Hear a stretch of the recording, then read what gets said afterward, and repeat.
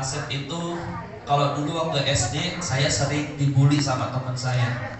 Dan masya Allah itu jadi doa buat saya Bu Pak. Ya. Jadi waktu SD itu dulu ada tayangan di TVRI namanya Anak Seribu Pulau. Tayangan Anak Seribu Pulau Pak.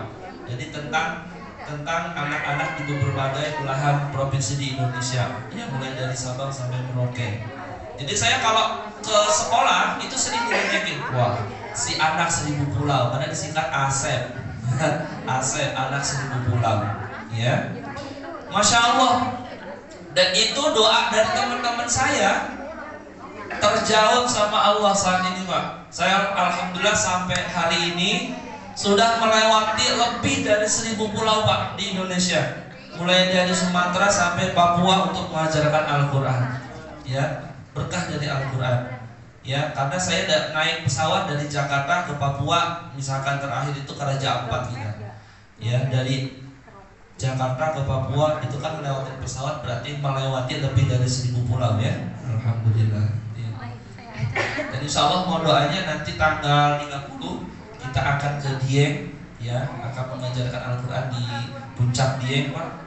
Kemudian insya Allah kalau tidak ada halangan tanggal 8 kita akan bersama-sama Ustadz Abdul Somad ke pedalaman Riau ya untuk mengajarkan Al-Quran di suku anak dalam.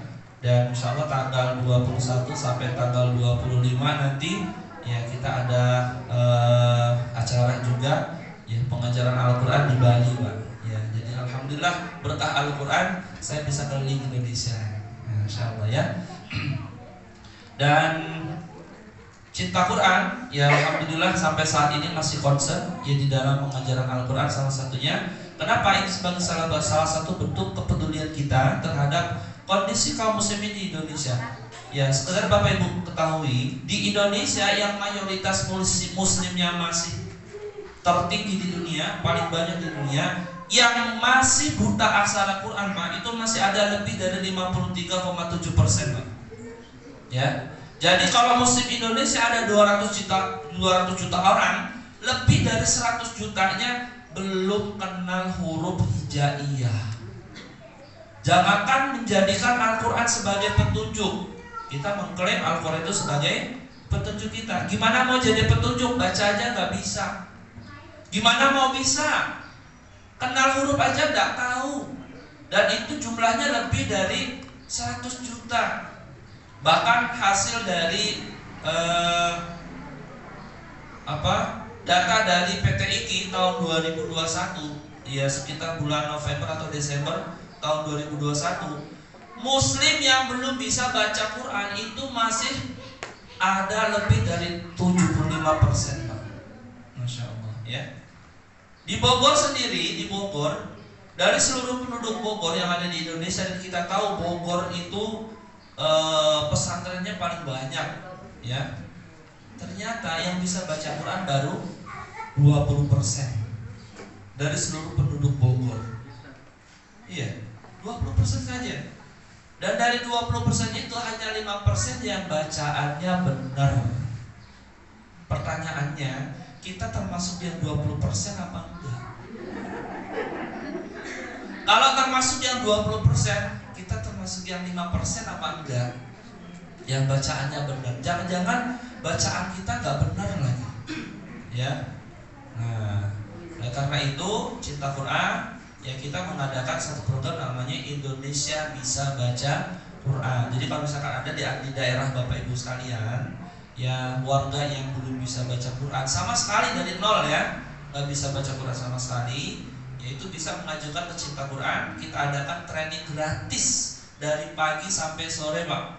Kita fasilitasi trainernya, kita fasilitasi modulnya, ya bahkan snack sama makan siangnya kita sediakan.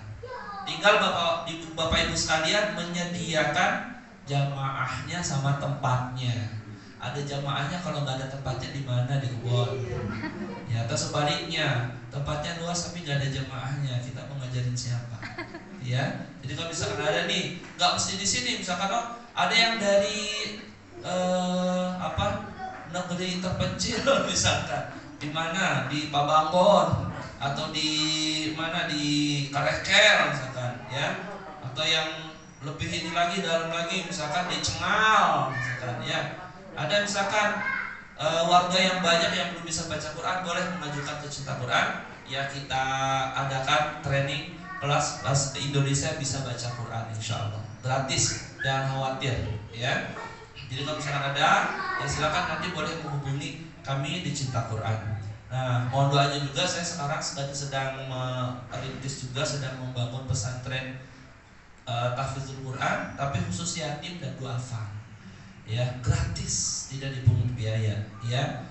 Mulai dari sekolahnya, ya kita ajarkan juga tahfidzul Quran. Harapannya sih, insyaallah mudah-mudahan lulus SMP mereka sudah hafal 30 juz. Amin. Rata-rata sekarang anak-anak sudah hafal sekitar 1-2 juz kelas 1 SD. Ya, jadi di pesantren saya, pesantren kami di Megamendung, namanya pesantren Darun Nasihin.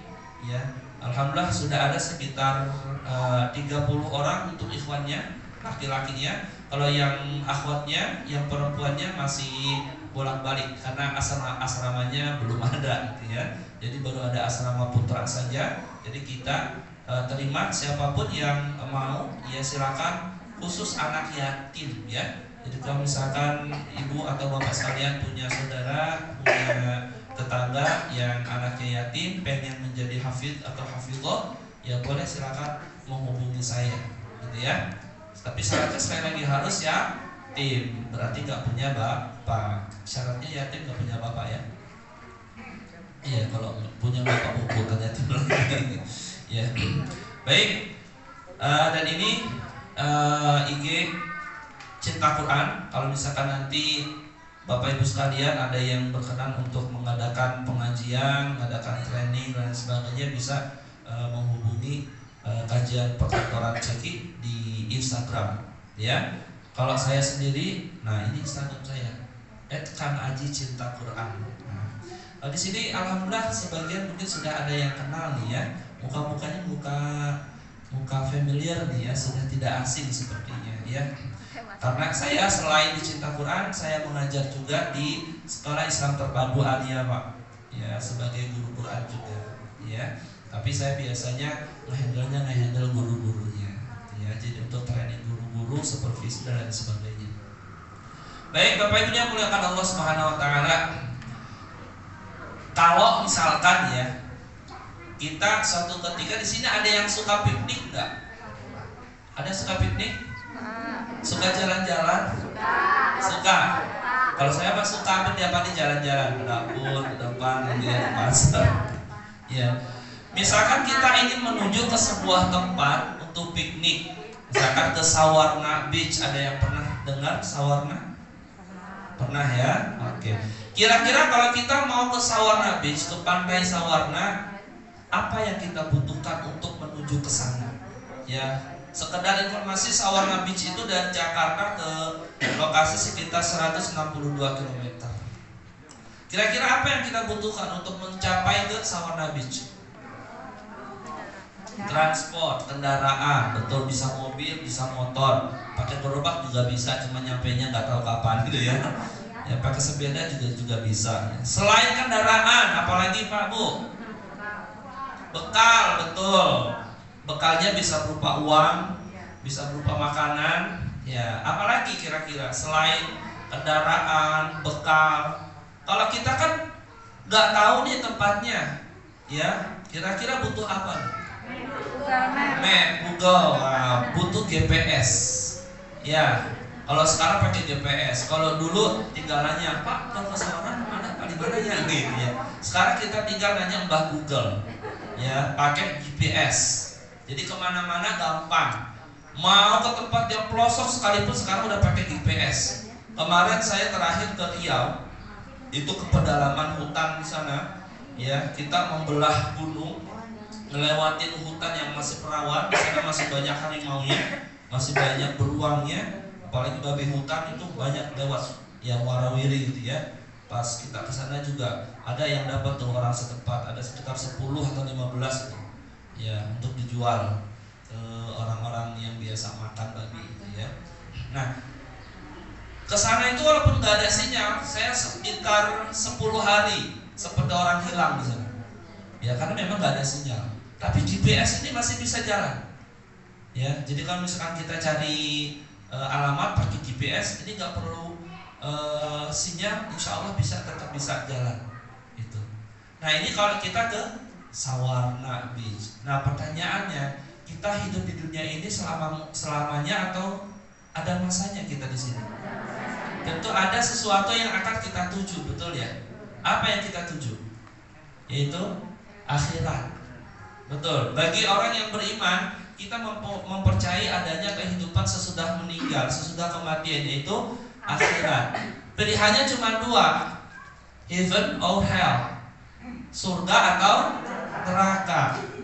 Kira-kira supaya kita nggak kesasar ke neraka, ya, supaya kita tujuannya itu ke surga tepat, kira-kira kita butuh apa? Kalau tadi ke sawarna butuh kendaraan, kalau ke akhirat butuh kendaraan nggak? Apa kendaraannya? Nah, tentu kendaraannya adalah Islam ini yang kita perlu, ya. Kemudian kita juga butuh bekal. Ke Sawarna Beach aja butuh bekal, apalagi kita mau ke akhirat. Apa bekal kita? Amal sholih. Iya, amal perbuatan kita ketika di dunia. Dan tentunya kita juga butuh GPS, butuh penunjuk jalan, butuh pedoman. Betul ya? Apa pedomannya untuk orang Islam? Bisa ada dua. Yang pertama pedomannya adalah akal manusia. Yang kedua adalah Al-Quran. Banyak gak orang menggunakan pedoman akalnya sendiri, gak peduli sama halal haram, gak peduli sama Al-Quran, gak peduli pada hukum. Yang penting menurut saya logika saya benar, saya pilih itu. Ada yang seperti itu? Banyak. Ya. Kira-kira mana sumber yang benar? Akal manusia atau Al-Quran? Ya. Kenapa bukan akal manusia? Kenapa? Karena satu, tidak mempunyai dasar, hanya berdasarkan suka-suka. Ya, benar menurut saya, benar menurut pengetahuan saya. Kemudian nilainya bisa benar, bisa salah, tergantung. Namanya logika, ya. Logika manusia itu bisa benar, bisa salah. Kemudian bila terdapat sumber yang pasti benar, maka bisa jadi benar ataupun sebaliknya. Nah, kalau Al-Quran, ya kira-kira benar atau benar? Kata siapa? Kata Allah. Ya. Di mana Allah menyampaikan Al-Quran itu benar, Pak? Al-Quran juga. Terus gimana caranya kita tahu Al-Quran itu benar? Itu kan dari Al-Quran juga. Kalau saya orang auzubillah ya, misalkan saya orang ateis, supaya saya yakin Al-Quran itu sumber yang benar, sumber Al-Quran dari mana? Dari Allah. Ya, kita mengetahui Al-Quran itu benar atau tidak dari siapa? Dari Allah kan? Melalui Rasulnya. Adanya di mana? Di Al-Quran. Pusing nggak? Pusing. Sama kayak begini. Ibu-ibu duluan mana? Telur apa ayam? Telur dulu, Ustaz. Nah, kalau telur dulu, dari mana asalnya telur? Dari ayam. Nah, kalau ayam itu gimana dia bisa bertelur kalau cuma satu? Ya enggak? Nah, enggak akan beres-beres. Ya, makanya kita harus meyakini dulu Al-Quran ini benar apa enggak. Gimana caranya kita yakin Al-Quran itu benar atau tidak? Ada 3 kemungkinan Al-Quran itu benar atau tidak. Yang pertama, dia bersumber atau datangnya dari buatan orang Arab. Al-Quran ini buatan orang Arab nih. Ya. Kenapa ada kemungkinan seperti ini? Karena Al-Quran berbahasa Arab. Kemungkinan yang kedua, Al-Quran itu merupakan buatan Nabi Muhammad SAW. Ya. Logikanya masuk kan? Kenapa buatan Nabi Muhammad? Karena Nabi Muhammad yang menyampaikan Al-Quran. Oh, bisa jadi ini buatan Nabi Muhammad nih. Ya. Yang pertama buatan orang Arab karena Al-Quran berbahasa Arab. Yang kedua, apa sih buatan Nabi Muhammad nih? Sebagaimana persangkaan orang-orang terdahulu, ya, orang-orang kafir Quraisy. Mereka tidak mau mengakui Al-Quran karena bisa jadi Al-Quran itu buatan Nabi Muhammad. Atau yang ketiga, Al-Quran itu adalah wahyu Allah Subhanahu wa Ta'ala. Kira-kira yang benar yang mana? Yakin. Kita bedah satu persatu ya. Yang pertama, Al-Quran itu buatan orang Arab. Ini benar atau salah? Benar apa salah? Al-Quran buatan orang Arab. Ayo, ini kita bermain logika ya. Kita berpikir, beriman itu harus menggunakan akal pikiran kita. Ya, walaupun tidak semua hal bisa dilogikakan, ya. Tetapi untuk awal kita harus menggunakan akal kita untuk mengimani sesuatu. Karena kalau kita beriman tanpa berpikir, itu namanya iman turunan. Kalau iman turunan itu gampang berubah. Tapi kalau misalkan kita beriman karena kita yakin, ya, insya Allah iman kita akan menjadi iman yang kuat. Di Gunung Kidul, Pak Bu, orang Islam itu mudah menggadaikan imannya. Hanya dengan sekar resmi itu bisa menggadaikan imannya. Kenapa? Imannya cuma iman turunan. Ya, bapak saya Muslim, ibu saya Muslim, saya juga harus Muslim. Tanpa dia meyakini bahwa Islam itu agama yang benar. Ya. Jadi kalau misalkan imannya itu iman turunan tanpa disertai keyakinan, itu sangat rentan, mudah sekali berubah. Beda dengan iman, keyakinan yang dibangun dengan pemikiran kita. Contohnya begini, ibu-ibu kalau saya kasih uang 1 miliar, mau nggak? Mau dong, pasti mau, nggak ada yang nggak mau. Iya, tapi ada syaratnya Bu. Syaratnya saya tukar sama jantung ibu. Mau nggak? 1 miliar loh. Mau? Nggak mau, kenapa Bu? Mati atau buat apa punya uang 1 miliar? Tahu dari mana? Ibu kan bukan dokter. Ya, ibu kan bukan dokter Bu. Tahu dari mana kalau saya ambil jantungnya pasti mati? Pak, biar saya bodoh-bodoh begini juga saya nggak bodoh banget Pak. Ya orang kalau udah diambil jantungnya pasti mati. Itu keyakinan bukan? Dan keyakinan seperti itu bisa dirubah nggak? Nggak akan bisa dirubah. Bapak mau Pak ditukar jantungnya yang sama 1 miliar? Nggak mau? Kenapa? Yakin kalau diambil jantungnya meninggal lah. Wassalam. Innalillahi wa inna ilaihi raji'un. Ya, buat apa punya uang 1 miliar? Ya, kalau ditukar sama jantung. Nah, kalau iman kita terhadap Allah sampai seperti tadi, itu baru iman yang kokoh. Ya, gak akan tergantikan, tidak akan tergoyahkan. Seperti itu harusnya iman kita. Tapi yang terjadi apa? Ya, yang terjadi banyak iman kita itu seharga, ada yang seharga 1 dusmi, ada yang seharga cuma 50.000. Benar gak? Contoh saat gini, ibu-ibu pernah lihat gak kalau hari Jumat itu masih banyak angkot berkeliaran? Saya tanya, supir angkot itu kebanyakan orang Islam atau orang non-Muslim? Orang Islam. Ya. Kira-kira kenapa supir angkot itu gak mau sholat Jumat tapi terus narik? Kira-kira kalau selama 1 jam, ya selama Jumatan gak narik, kira-kira atau selama selama sholat Jumatnya 1 jam, kira-kira dapat berapa supir angkot? Berapa? 10.000, 25, taruhlah 50.000 ya. Itu juga jarang mungkin ya. Taruh 50.000. Supir angkot demi 50.000 rela menggadaikan ketaatannya sama Allah. Berarti imannya hanya seharga 50.000. Percaya sama Allah tetapi tidak tunduk sama Allah. Berarti imannya hanya seharga itu saja. Makanya banyak ya yang rentan imannya itu tergadaikan karena itu tadi. Karena imannya hanya berdasarkan tadi, karena turunan. Bapak saya Muslim, ibu saya Muslim, makanya saya juga Muslim ya. Nah, kembali lagi ke laptop. Jadi kalau kita yakin Al-Quran itu benar, ya maka kita akan mematahkan alasan atau kemungkinan Al-Quran ini buatan orang Arab. Berarti kemungkinan buatan orang Arab ini salah atau benar? Pasti salah. Kok benar? Salah lah Bu. Kenapa?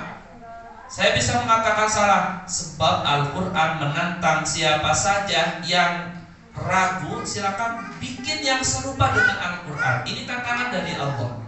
Betul kata Pak Adi tadi ya, bahwa dalam surah Al-Baqarah ya, Allah Subhanahu wa taala menantang siapa saja yang ragu terhadap Al-Quran, coba deh bikin satu saja, satu surat yang semisal dengan Al-Quran. Gak usah banyak-banyak, satu saja. Kata Allah gini, wa in kuntum fi raibin mimma nazzalna ala abdina fa'tu bi suratin min mithlih wad'u syuhada'akum min dunillahi in kuntum shadiqin. Kalau kalian ragu terhadap apa yang kami turunkan kepada hamba kami Muhammad berupa Al-Quran, kata Allah, faktu bi surati mim mithli, coba bikin satu saja surat yang semisal, satu saja surat yang sama dengan Al-Quran. Kira-kira mungkin gak? Bahkan saking seriusnya Allah menantang siapa saja yang meragukan, ajak semua penolongnya di dunia ini dari selain Allah. Wad'u syuhada'akum min dunillah, ajak penolong kalian di dunia ini selain Allah. Silakan, boleh ngajak manusia, boleh ngajak jin, dedemit, genderuwo, kuntilanak, semuanya sebutin ya. Ajak semuanya untuk membuat satu saja surat yang semisal dengan Al-Quran. In kuntum shadiqin, kalau kalian benar Al-Quran itu bukan kalamullah, bukan berasal dari Allah. Bahkan Allah sampai menjamin, fa in lam taf'alu wa lan taf'alu fattaqun nar allati waquduha an-nas wal hijarah. Kalau kalian enggak mampu, kalau kamu enggak mampu, wa lan taf'alu, dan sampai kapanpun tidak akan mampu, kata Allah. Jadi kalau di dalam Al-Quran atau dalam hadis ada kata lan. Lan itu kalau di dalam bahasa Arab ya, fungsinya adalah ta'bid, untuk pengabadian. Sampai hari kiamat pun tidak akan mungkin ada satu orang pun, satu makhluk pun yang bisa membuat satu surat pun yang semisal dengan Al-Quran. Dulu di masa Nabi Muhammad SAW masih hidup, ada seorang tokoh munafik namanya Musailamah Al-Kadzab.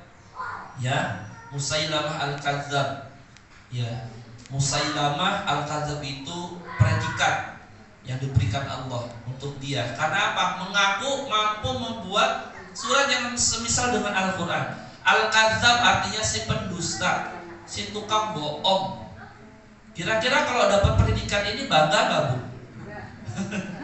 Kalau Abu Bakar As-Siddiq, ya, Abu Bakar sang pembela kebenaran, selalu jujur, ya, membela kebenaran.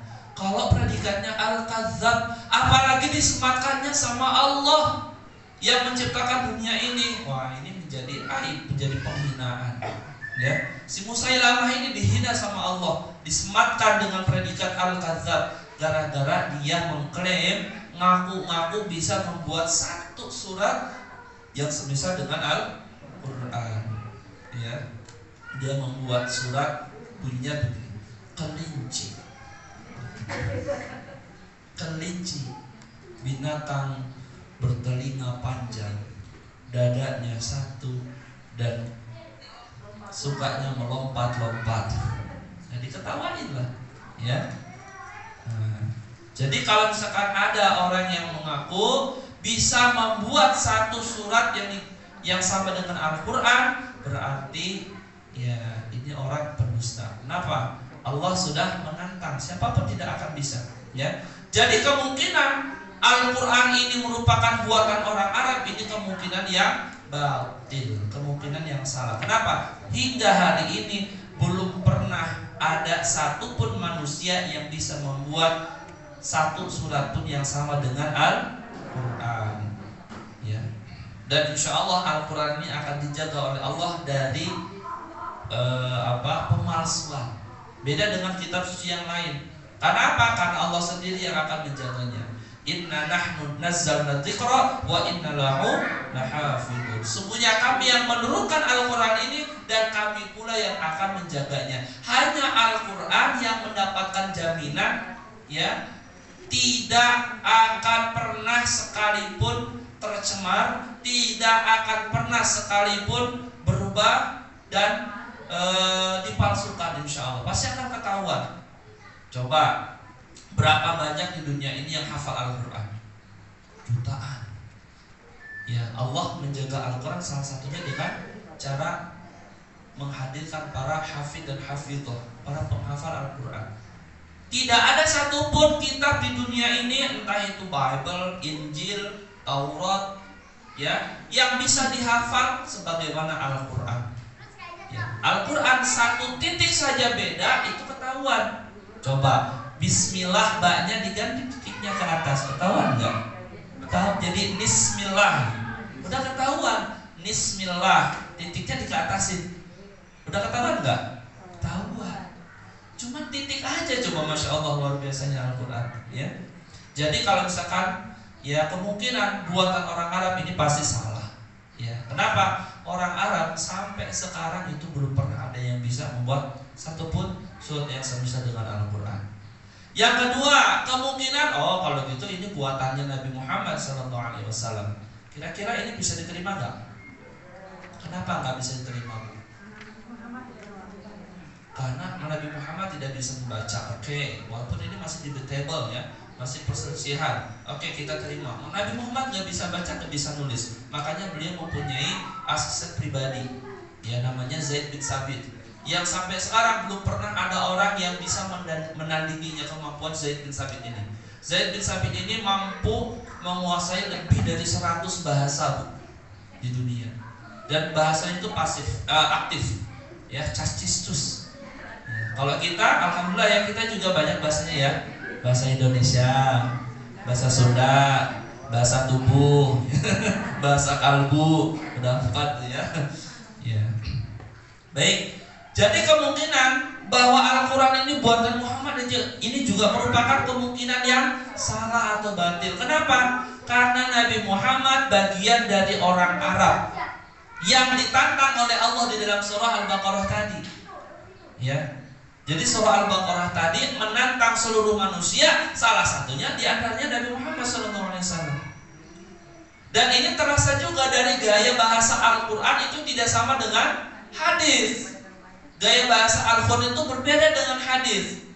Ya, jadi kalau Nabi Muhammad baca Al-Quran itu pasti beda dengan membacakan hadis. Ya. Kemudian, ini penegasnya, ya, di dalam Al-Quran kata Allah, am yaquluna iftarahu qul fa'tu bi suratin mithlih wa da'u man istata'tum min dunillahi in kuntum shadiqin. Atau patutkah mereka mengatakan Muhammad membuat-buatnya? Katakanlah, kalau benar yang kamu katakan itu, maka cobalah datangkan sebuah surat seumpamanya dan panggillah siapa-siapa yang dapat kamu panggil untuk membuatnya selain Allah, jika kamu orang-orang yang benar. Jadi Nabi Muhammad termasuk orang yang ditantang oleh Allah untuk membuat surat yang semisal dengan Al-Quran. Ya, ini dalam surat Yunus ayat 38. Ya. Oleh karena itu, maka hanya ada kemungkinan yang ketiga. Ya, hanya ada kemungkinan yang ketiga dari 3 kemungkinan tadi, bahwa Al-Quran itu dari buatan orang Arab. Yang kedua, kemungkinan Al-Quran itu buatan Nabi Muhammad. Yang ketiga, ini kemungkinan yang benar, yaitu merupakan wahyu dari Allah Subhanahu wa Ta'ala, adalah kemungkinan yang benar. Ya, kenapa? Tidak ada manusia yang bisa meniru satupun sampai kapanpun. Yang kedua, ketikanya dijamin Allah, keasliannya itu dijamin sama Allah tadi. Wa inna nahnu nazzalna dzikra wa inna lahu lahafizun. Allah yang menurunkan, Allah yang akan menjaga. Ya.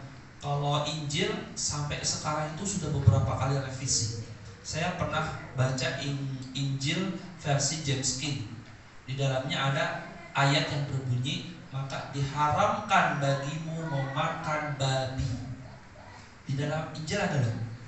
Jadi kalau misalkan ada orang Kristen makan babi, sebetulnya dia menyalahi ajarannya sendiri. Di dalam Injil juga disebutkan bahwa wajib menutup aurat atau memakai jilbab bagi perempuan. Itu ada di dalam Injil. Diharamkan bagimu meminum khamar, itu ada juga di dalam Injil. Jadi sebetulnya kita Muslim ini adalah orang-orang Kristen sejati. Loh kok kayak begitu, San? Iya, karena kita mengikuti apa yang diperintahkan oleh Allah melalui Nabi Isa. Nabi Isa memerintahkan umatnya untuk mengharamkan meminum khamar. Kita minum khamar enggak? Enggak. Ya, Nabi Isa melarang umatnya untuk makan babi. Kita makan babi enggak? Enggak. Nabi Isa memerintahkan kaum perempuannya menutup aurat. Kita menutup aurat? Ya. Tapi kalau yang laki-laki enggak boleh ya untuk pakai kerudung, haram. Memakai kerudung itu haram, Pak ya? Setuju, Pak? Bagi laki-laki. Iya, ya. Jadi sebetulnya secara hakikat kita itu lebih Kristen dibandingkan orang Kristen. Kenapa? Ya, kita taat sama apa yang disampaikan oleh Nabi Isa. Ya, sebetulnya bedanya kita sama orang Kristen itu sedikit. Ya, kita menganggap Nabi Isa itu sebagai Nabi dan Rasul. Orang Kristen menganggap Nabi Isa sebagai Tuhan, itu aja. Ajaran-ajarannya kebanyakan hampir sama. Nah, Injil versi James King menyampaikan di dalam ayatnya, diharapkan bagimu memakan babi. Nah, ketika ada revisi, ada pembaharuan, dicetak yang baru, itu sudah berubah. Babinya berubah jadi babi hutan. Nah, jadi yang diharamkan babi hutan. Berarti kalau babi ternak boleh. Makanya kenapa orang Kristen banyak makan babi, karena ayatnya sudah diubah. Berarti kalau ada kitab suci sudah berubah ayatnya, kira-kira sudah suci lagi apa enggak? Berarti sudah ternoda. Ya, berbeda dengan Al-Quran. Sejak Al-Quran diturunkan sejak zaman Rasulullah SAW sampai sekarang belum pernah ada perubahan satu titik pun. Jangankan satu kata, satu titik aja nggak ada yang berubah. Satu huruf nggak ada yang berubah. Walaupun di zaman Rasulullah ya Al-Quran itu tidak dituliskan. Al-Quran itu baru mulai dituliskan itu pada zamannya Abu Bakar As-Siddiq. Ya, kenapa? Pada saat itu banyak hafidhah yang terbunuh dalam peperangan. Maka khawatir nanti Al-Quran hilang. Abu Bakar As-Siddiq radhiyallahu anhu berinisiatif mengumpulkan para sahabatnya yang hafal Quran untuk menuliskan apa yang mereka ingat. Kemudian dibukukan dan baru selesai pada masa kekhalifahan Utsman bin Affan. Jadi yang kita baca sekarang itu adalah hasil jeripaya keringatnya para sahabat, utamanya sahabat Utsman bin Affan. Ya, disebut dengan Mushaf Utsmani. Ya, karena dikumpulkannya pada masa Utsman, makanya disebut Mushaf Utsmani. Gitu. Ya. Paham ya? Dan ini termasuk produk bid'ah. Kalau sekarang kan banyak orang yang bilang bid'ah ya. Bid'ah itu berarti sesuatu yang baru. Di zaman Rasulullah belum ada Al-Quran ini. Dalam bentuk dalam bentuk buku gini belum ada. Baru dibukukan pada masa pemerintahan Khalifah Utsman bin Affan. Berarti baru. Secara bahasa yang baru itu bid'ah. Ya, ini laptop bid'ah, HP juga bid'ah karena tidak ada di zaman Rasulullah. Mikrofon bid'ah bukan? Bid'ah juga. Pak Ali bid'ah bukan? Bid'ah karena belum ada zaman Rasulullah. Ya kita semua yang ada di sini bid'ah. Ya, jadi hati-hati menggunakan kata bid'ah. Jangan sembarangan ya. Ya, bisa jadi kita termasuk. Ya. Jadi bid'ah itu hanya untuk ajaran agama yang baru. Jadi istrinya juga pasti benar. Yakin dari mana? Karena Allah sendiri yang memberitahukan. Ibu di sini ada yang lulusan S1, angkat tangannya?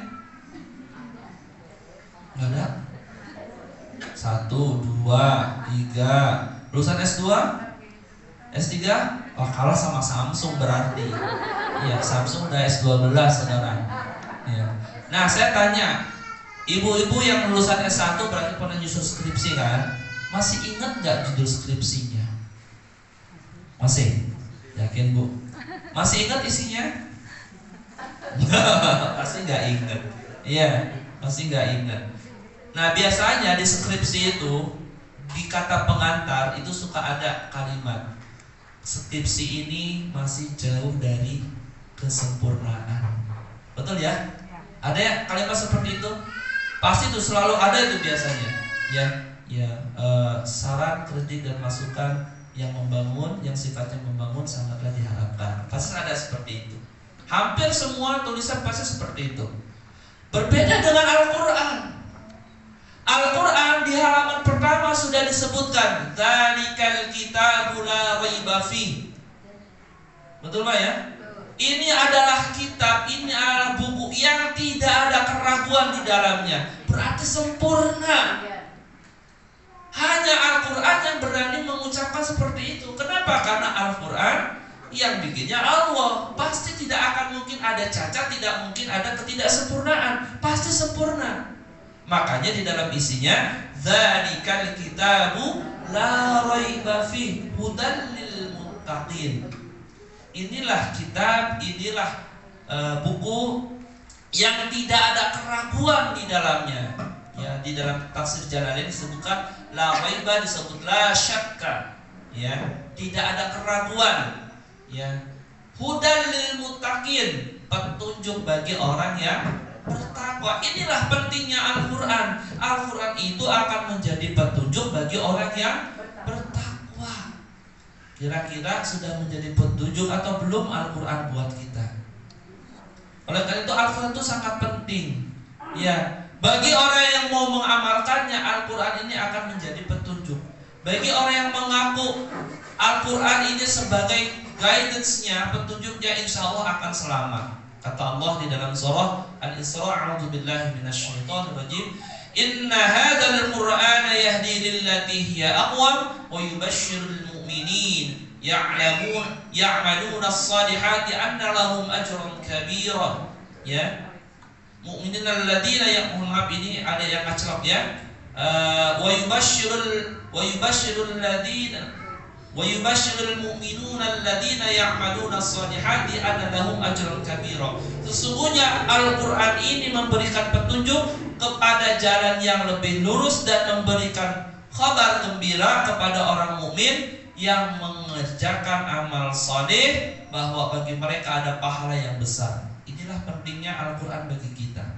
Oleh karena itu, bagaimana sikap seorang muslim terhadap Al-Qur'an? Apa saja hak-hak Al-Quran yang harus kita penuhi supaya Al-Quran ini menjadi penyelamat kita? Ya, yang pertama, mengimani seluruh ayatnya.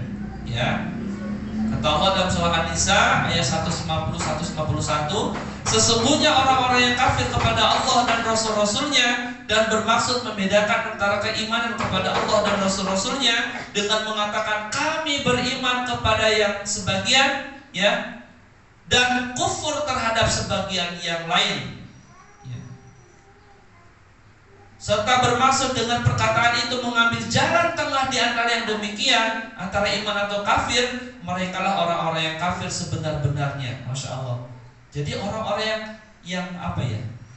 Kalau di dalam kehidupan kita kayak prasmanan kali ya. Pernah makan prasmanan, Bu? Sering, ya, sering kondangan ya. Ya, sering kondangan pasti ini tahu nih ya. Kalau prasmanan, ibu-ibu kira-kira banyak nih makanan, diambil semua nggak, Bu? Apa yang diambil? Yang kita suka, yang kita doyan. Yang kita nggak doyan diambil nggak? Nggak mungkin, karena nggak bakal dimakan. Nah, ajaran Islam itu nggak boleh kayak prasmanan. Kalau kita suka kita lakukan, kita amalkan. Kalau kita nggak suka kita buang. Ajaran Islam itu harus sempurna, harus semuanya diambil. Ketika Allah memerintahkan, ya ayyuhalladzina amanu kutiba alaikumussyam, wahai orang-orang yang beriman diwajibkan atas kalian berpuasa. Kita lakukan, diamalkan. Tapi ada ayat yang serupa, tapi kita mungkin kenal aja enggak. Ya ayyuhalladzina amanu kutiba alaikumul qisas. Pernah dengar? Ayatnya sama, bunyinya sama, cuman beda objeknya. yang satu siam, yang satu kisos. Kira-kira diamalkan sama kita? Tahu aja enggak kisos apa? Ya kan? Nah, ini berarti kita sudah milih-milih ajaran Islam kayak pas semangat tadi. Ya ayyuhalladzina amanu kutiba alaikumul qital. Yang pernah dengar? Wahai orang-orang yang beriman, diwajibkan atas kalian berperang. Loh. Wah, ini Ustaz radikal nih. Iya, saya Ustaz radikal. Ramah, terdidik dan berakal. Ayatnya sama, tapi yang kita laksanakan itu tidak semuanya. Ya ayyuhalladzina amanu kutiba alaikumul qital. Ya. Lanjutannya itu wa asa an takrahu syai'an wa huwa khairul lakum wa asa an tuhibbu syai'an wa huwa syarrul lakum wallahu a'lam wa antum la ta'lamun. Boleh jadi kita menyukai sesuatu, ya, boleh jadi kita membenci sesuatu padahal itu amat baik bagi kita. Sebaliknya, boleh jadi kita menyukai sesuatu padahal itu amat buruk bagi kita, ya. Wallahu a'lam wa antum la ta'lamun. Allah lebih tahu, Allah maha mengetahui sedangkan kalian tidak tahu. Coba kalau disebutkan tentang kita, tentang perang, horor nggak? Horor, menyeramkan. Yang terbayang kayak di Suriah, ya, di Palestina, ya, itu horor, ya. Bagi kita buruk atau jelek? Buruk pasti. Ya, menurut akal hati nurani manusia buruk atau baik perang itu? Buruk. Tapi tidak selamanya perang itu buruk. Perang di dalam menegakkan ajaran agama Allah itu baik karena itu perintah dari Allah. Ya.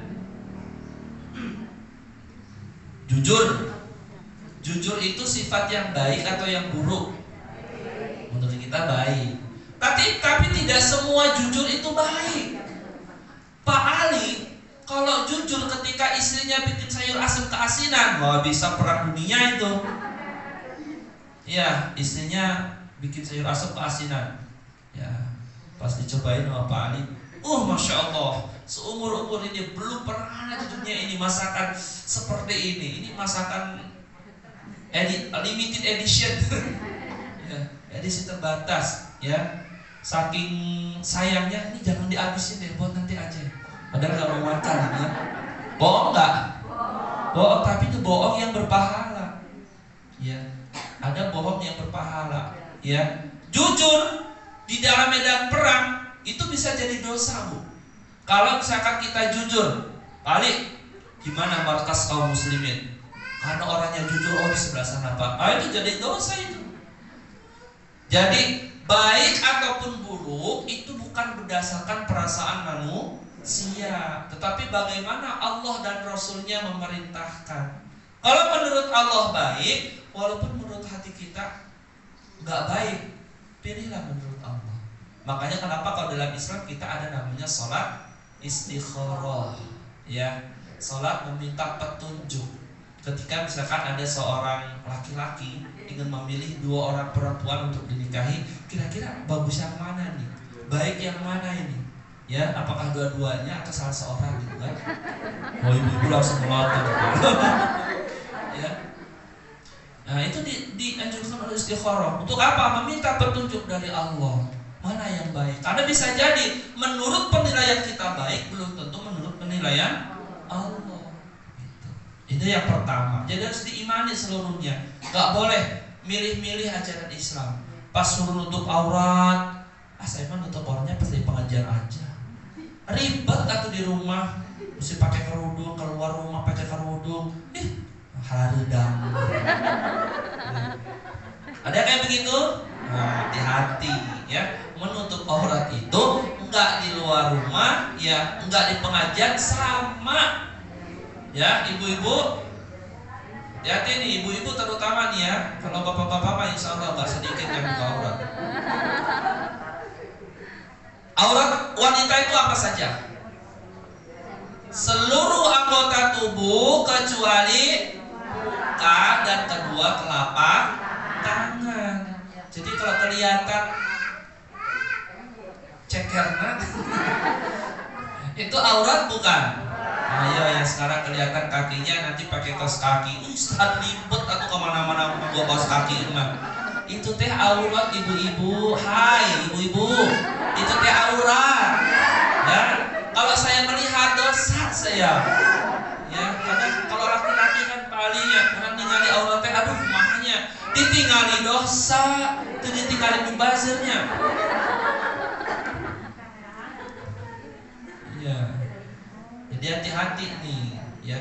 Kadang ada pakai kerudung cuma disampaikan doang. Itu jambul kemana-mana. Padahal itu teh aurat juga sama. Ya. Ya kalau kita memperlihatkan aurat kita kepada yang bukan mahram, tahu dosanya segimana? 1000 tahun bu di akhirat. Naudzubillah min dzalik. Sekali itu teh. Kalau berkali-kali, wah tangannya nyalin. Satu hari di akhirat itu sama dengan berapa? Ya 1 tahun di dunia. 1 hari. Berarti kalau 1000 tahun sabaraha, aduh mau biasa. Ya pokoknya mah itulah berat lah pokoknya. Ya. Yang kedua, harus mau mempelajarinya. Ya. Karena Al-Qur'an itu ya untuk dipelajari juga. Bahkan kata Rasulullah, Al-Qur'an itu secara bahasa artinya adalah qira'a yang berarti bacaan, sesuatu yang dibaca, ya. Jadi bahkan Rasulullah menyebutkan khairukum man ta'allamal Qur'ana wa 'allamah. Sebaik-baik kalian itu adalah orang yang mau mempelajari Al-Qur'an dan mengajarkannya kembali. Kenapa? Al-Qur'an itu berbeda dengan Quran. Cara bacanya ada kaidah-kaidah tertentu, pelafalannya juga harus benar. Benar apa benar? Contoh nih ya. Karena apa? Karena kalau kita salah baca di dalam Al-Quran itu bisa menyebabkan salah arti, salah makna. Contoh bu, kinten, ini bisa bahasa Sunda semua nggak ya? Saya kalau yang bisa mah. Oke. Kira-kira dari 2 ayat ini insya Allah sering dibaca sama ibu sekalian. Mana yang benar? Yang pertama, Alhamdulillahi Rabbil Alamin. Yang kedua, Alhamdulillahi Rabbil Alamin. Yang pertama. Ya? Yakin? Benar? Berarti pakai hak kecil. Tapi kenapa kalau baca pakai hak besar kebanyakan? Iya. Bedanya apa? Bedanya tipis. Satu mah mendesah, yang kedua mah greget. Tuh mendesah kan? Mendesah. Coba kalau kesel, maknanya itu jauh beda. Walaupun bedanya tipis sama tebel. Alhamdu artinya segala puji. Kalau alhamdu artinya segala kehancuran, segala kebinasaan. Fatal nggak ini kalau dibaca? Rabbil Alamin artinya Rob, Tuhan yang menguasai, mengatur seluruh alam semesta. Pakai huruf ain, alam. Alam itu artinya alam semesta. Kalau pakai hamzah, Rabbil Alamin artinya Tuhannya, rajanya segala penyakit. Jadi kalau kita baca Alhamdulillahi Rabbil Alamin, segala kehancuran bagi Allah, rajanya segala penyakit.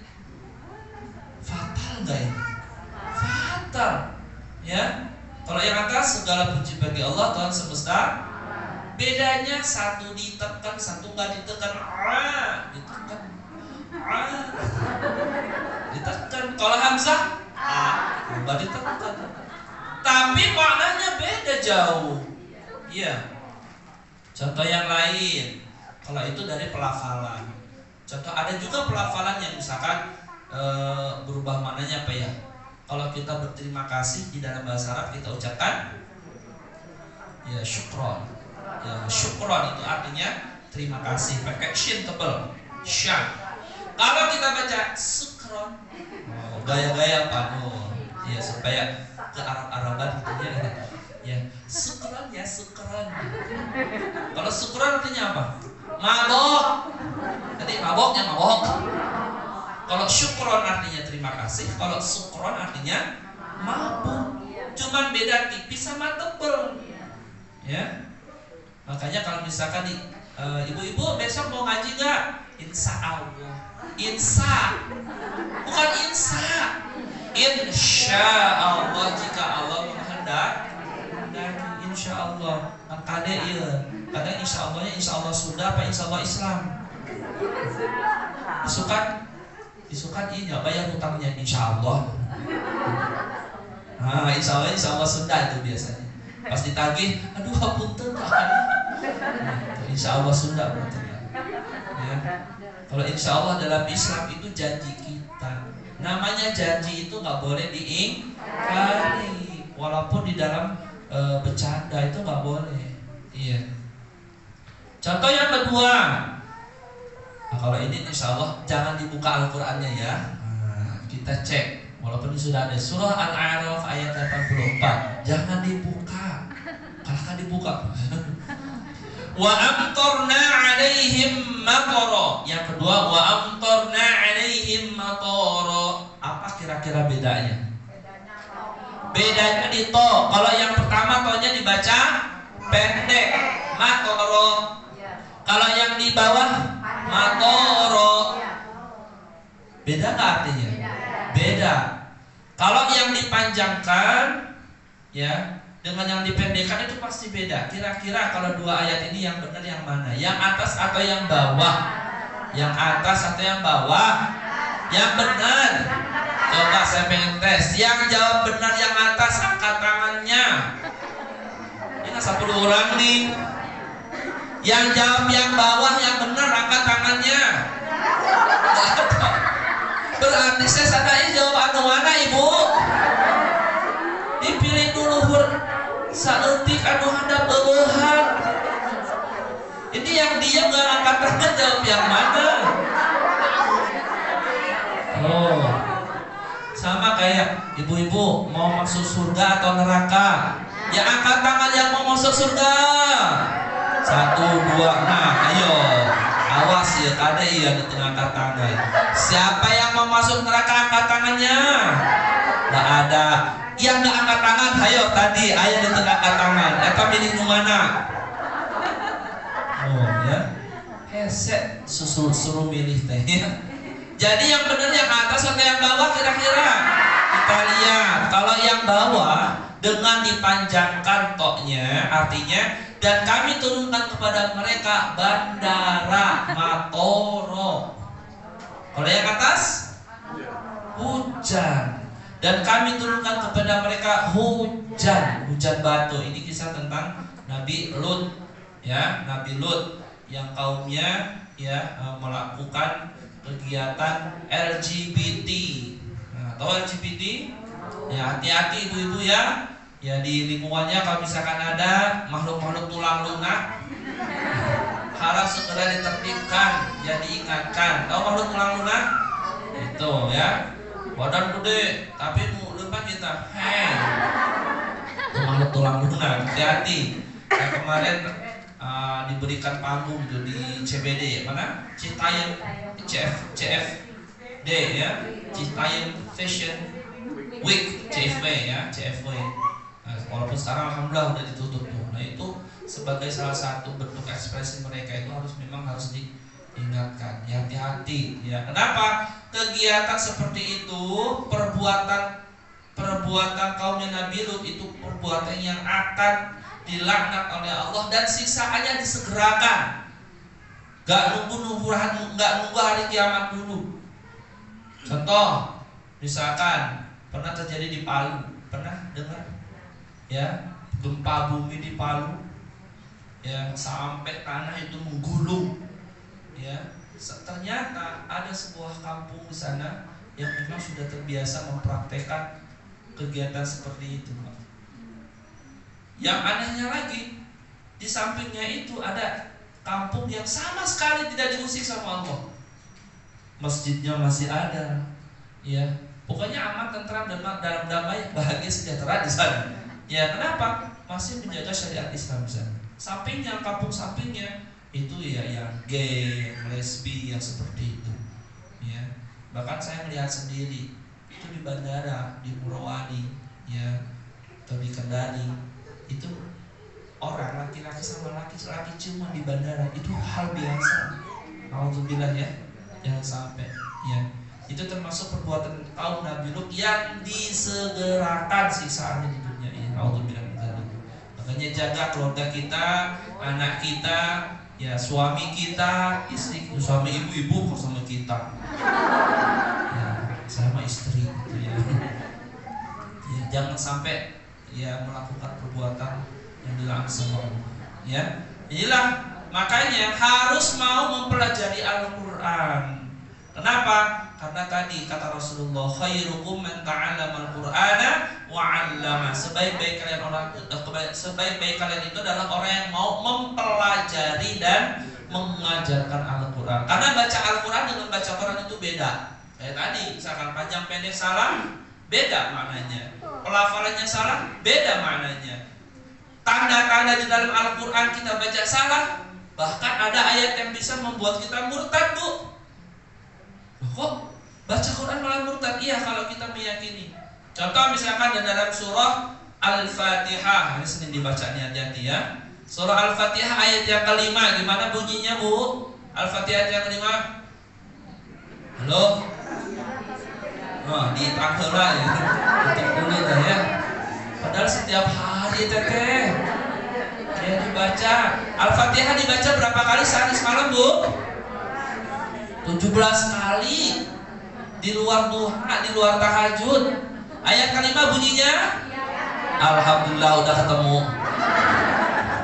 Iyyaka na'budu wa iyyaka nasta'in. Di huruf ya-nya ada tanda tasydid, syiddah. Artinya kalau ada tanda tasydid, ada syiddah, cara bacanya harus ditekan bacanya. Iyyaka na'budu wa iyyaka nasta'in. Kalau tidak ditekan maknanya bisa bikin kita murtad. Kalau ditekan artinya hanya kepadamu lah ya Allah kami menyembah, dan hanya kepadamu lah ya Allah kami memohon pertolongan. Tapi kalau tidak ditekan, iyyaka na'budu wa iyyaka nasta'in, artinya adalah hanya kepada cahaya mataharimu kami menyembah, dan hanya kepada cahaya mataharimu kami memohon pertolongan. Murtad gak kita? Murtad kalau kita meyakini. Makanya harus benar bacanya. Kalau baca Quran sama aja, mau dipanjangin, mau dipendekin sama aja. Misalkan nenek makan nasi dengan nenek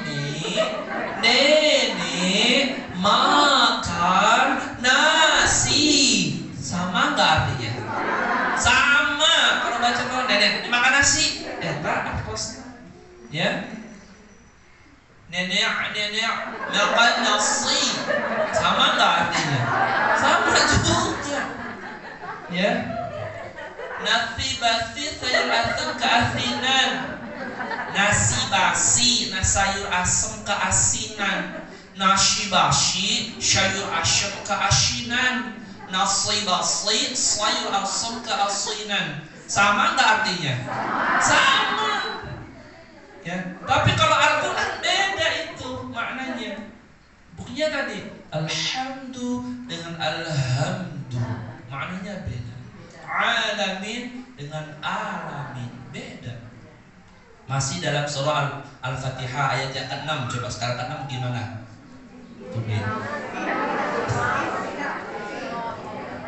Ihdinas siratal mustaqim. Kata as-sirat pakai huruf shad. Artinya tunjukkanlah kami jalan yang lurus. Kita minta sama Allah supaya ditunjukkan jalan yang lurus.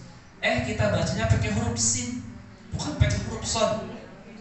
Ihdinas siratal mustaqim. Tahu artinya apa? Kalau Sarotun dalam kamus bahasa Arab itu artinya adalah kepiting. Beda dengan surqah ya. Ya, jadi kepiting. Jadi kalau kita baca ihdinas siratal mustaqim, tunjukkanlah kami kepiting yang jalannya lurus. Kira-kira nemu nggak? Sampai kiamat gak bakal ketemu, Bu. Kepiting itu jalannya miring. Iya. Ya. Inilah pentingnya kita membaca Al-Quran, mempelajari Al-Quran dengan benar. Setelah dipelajari apakah cukup? Tidak, harus dibaca. Harus mau membacanya. Kenapa? Al-Quran itu bacaan. Makanya kata Rasulullah, Iqra'ul Quran fa innahu ya'ti yaumal qiyamati syafi'an li ashabi. Bacalah kalian Al-Quran. Kenapa? Al-Quran itu akan datang pada hari kiamat sebagai syafi'at, penyelamat, penolong, pembela. Bagi siapa? Tidak semua orang akan dibela oleh Al-Quran. Tidak semua akan ditolong oleh Al-Quran. Yang akan ditolong hanya bagi sahabatnya, li ashabi. Siapa sahabatnya? Orang yang rajin membaca Al-Quran, mau mempelajari Al-Quran, mau memahami Al-Quran, mau menghafal Al-Quran, mau mengamalkan Al-Quran. Jangan sampai kita punya Al-Quran ditaruh di dalam lemari, ya, nggak disentuh-sentuh sampai berdebu, sampai banyak sarang laba-laba. Baru diambil Al-Qurannya kapan? Kalau pas ada orang kesurupan. Mana Al-Quran? Al-Quran. A'udzubillahi minasyaitonir rajim. Ya Abdullah, ukhruj 'anaka bi la'natillah. Ya. Ada yang kayak begitu? Ada. Ya pernah lihat itu ketika berkunjung. Masya Allah itu Al-Quran sampai berdebu, ya. Dibaca Al-Quran teh. Bahkan satu huruf dari Al-Quran yang kita baca itu bernilai 10 kebaikan, 10 pahala. Ya Masya Allah, itu satu. Bagaimana kalau kita baca 1 juz sehari? Oh Masya Allah. Ya, ada yang baca 1 juz sehari sini? Ada, Insya Allah, Pak Ali. Ya, Ustaz, saya mah wanita karir dah. Ya, waktunya gak banyak. Kalau 1 juz mah, ya kebanyakan. Sudah, kalau 1 juz kebanyakan, setengah juz kebanyakan juga Ustaz. Ya, setengah juz kebanyakan. Udah 1 lembar. Aduh, waktunya cuma sedikit Ustaz. Istirahatnya juga 1 lembar gak bisa. 1 halaman. 1 halaman itu bisa. Udah 1 ayat sehari. A'udzu billahi minasy syaithanir rajim. Bismillahirrahmanirrahim. Alif lam mim. Shadaqallahul azim. 1 ayat. Besoknya lanjutin. Bismillahirrahmanirrahim. Dzalikal kitabu la raiba fihi hudan lil muttaqin. Shadaqallahul azim. Alhamdulillah, 2 hari dapat 2 ayat. Setahun dapat 365 ayat. Iraha bade khatam Ibu. Sehari seayat. Masya Allah. Ari nonton drakor 2 jam 3 jam dia hayu manteng. Ayo nusuk. Oh, kalau di sini bukan drakor kali ya, Cinta Fitri. Oh, bukan. Nah, ini teh. Oh enggak. Ikatan Cinta. Ayo. Katingali ya, larai-larai Ikatan Cinta. Saya mah tak apal sama. Jarang lihat TV saya mah. Iya. Ya, siapa teh? Si Andi di Manopo ya. Hah? Katanya, kata orang, saya mah nggak tahu, ya cuma apal hukum. Ya. Sama tokoh laki-lakinya siapa teh? Si Aung deh apal. Ya. Coba kalau baca Al-Quran kayak kita, kayak nonton Ikatan Cinta. Aduh, mun katinggalin teh hanjakal gitu. Ya. Aduh, katinggalin episode ayeuna seperti ada yang kurang, seperti separuh jiwa hilang gitu. Coba itu terapkan juga sama Al-Quran. Ustaz, saya mah satu ayat itu si jana mah terbiasa ya sudah. Kalau satu ayat saja tidak bisa, maka ya sudah dingajiin saja. Mau ibu-ibu dingajiin? Artinya sudah wassalam. Innalillahi wa inna ilaihi raji'un ya. Yang keempat, hak Al-Qur'an yang harus kita raih, yang harus kita laksanakan ya adalah mau menghafalnya. Insya Allah kalau saya lihat mah di sini muka-mukanya teh muka-muka hafal Quran dah semua. Amin. Sudah hafal semua kan? Al-Fatihah udah hafal? Itu teh Al-Quran ibu. Anas sudah hafal? Sudah. Itu juga Al-Quran. Berarti ibu-ibu teh sudah punya modal kepala sama buntut. Tinggal badannya yang dilengkapin. Ya. Ustaz, apa mungkin udah seusia kami menghafalkan Al-Quran? Sangat mungkin. Wah, itu udah was itu sebarelo, letter sebarelo. Udah nggak bisa menghafalkan dengan baik. Bisa. Di Malang itu ada namanya Ummu Sholih. Baru mulai menghafal usia 72 tahun. Di sini kalau saya kan 17 tahun semua ya. Belum ada yang 70 tahun. Ada yang 70 tahun sini? Angkat tangannya. Oh, ibu, sabaraha bu? 21? 21 tahun bu ya. 70 bu? Baru 70 tahun. Ini 72 tahun. Namanya Ummu Sholih dari Malang. Beliau baru mulai menghafal usia 72 tahun dan minta sama Allah, ya Allah, kau jangan cabut nyawa hamba sebelum hamba menghafalkan 30 juz. Cita-citanya hafal Al-Quran 30 juz. Dan kita mah juz 30 kayak gak sepot-potan ya. 30 juz baru mulai menghafal 72 tahun. Alhamdulillah dikabulkan sama Allah. Usia 82 tahun beliau hafal Al-Quran 30 juz. 10 tahun kemudian 10 tahun menghafalkan 30 juz dengan ikhtiar yang sungguh-sungguh, doa terus-menerus sama Allah. Qadarullah, setelah hafal Al-Quran Allah menjemputnya. Tapi bahagia enggak?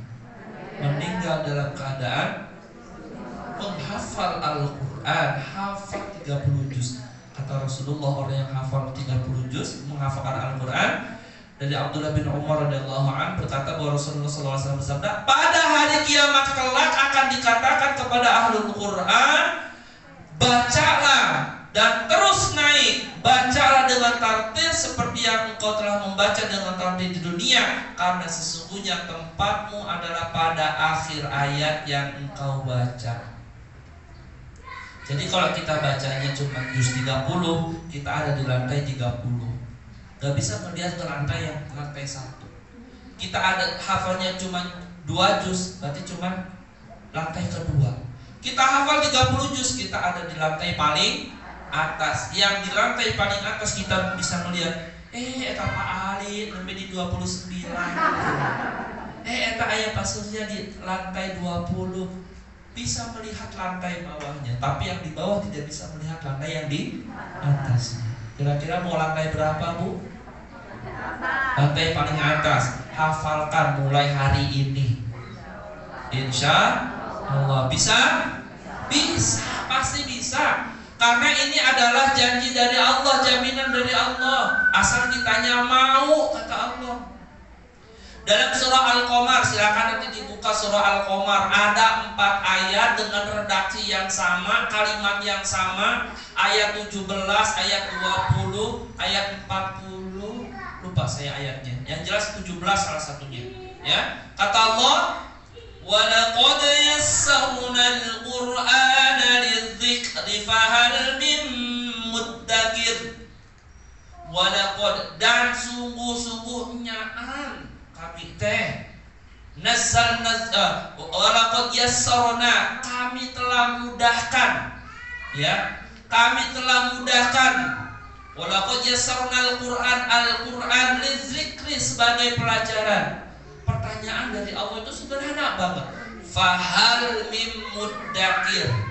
Ada nggak orang yang mau mengambil pelajaran? Pertanyaan dari Allah itu bukan bisa atau tidak, masih muda ataukah sudah tua, bukan.